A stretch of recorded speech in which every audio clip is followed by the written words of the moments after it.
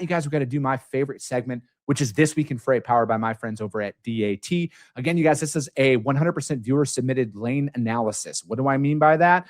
You guys send me the lanes that you guys are moving. I'm going to help you read them.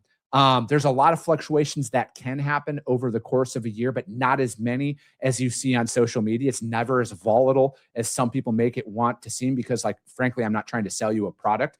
I'm just helping you guys do what I do every single day because your boy actually moves freight.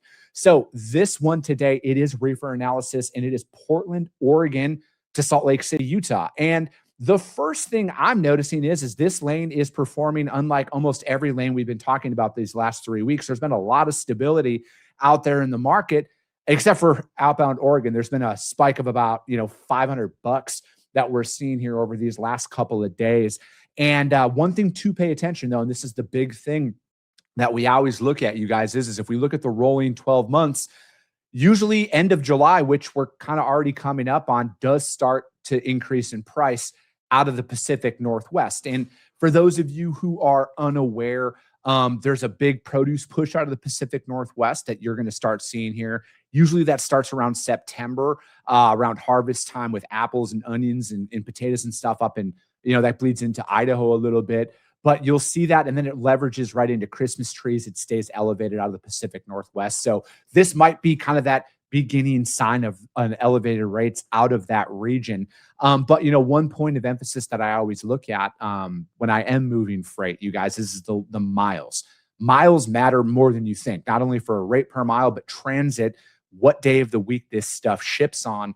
This is a great Monday through Wednesday lane, but if this is a Thursday to Monday for whatever reason out there, you're going to see a higher price point on this. Even if this is Friday to Monday, you're going to see a higher price point on this compared to if this was moving Monday through Wednesday. And what do I mean by that is most weekend runs, you guys, people want miles, right? They want 1,000, 2,000 miles, unless you find a driver who lives in Utah or en route down to Salt Lake City. It's a great lane for them to take. But like if you're looking for that carrier to kind of fill a gap in there, it's going to be exponentially more expensive out there. I would always advise my customers when these loads come up, because I do this, hey, if there's any probability we can ship this on a different day, where you're going to see a better price point out there, because like that is our literal job, is to find the best option for our customers.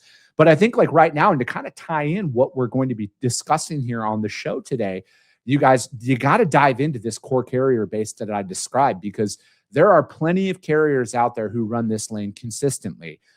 We move a lot of obscure lanes. And what I mean by that is we don't have like big city to big city for a ton of our freight out there, right? Like we have those secondary cities, the ones that are like 100, 200 miles out of major metropolitan areas.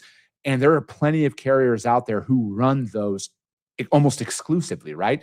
So it's like when you're going out there, keeping this freight off the spot board, finding those carriers that are running these lanes consistently, that is going to help insulate your customers from the volatilities that a market can come up with, or specifically on one of these gray area miles where it's like, there's not going to be a lot of guys who want to grab this on a Thursday for a Monday or a Friday for a Monday unless they live in that area. And when you're working these lanes the way that you're supposed to, you're going to develop a lot of that consistency out there to where it's like you're going to be able to insulate from the spikes.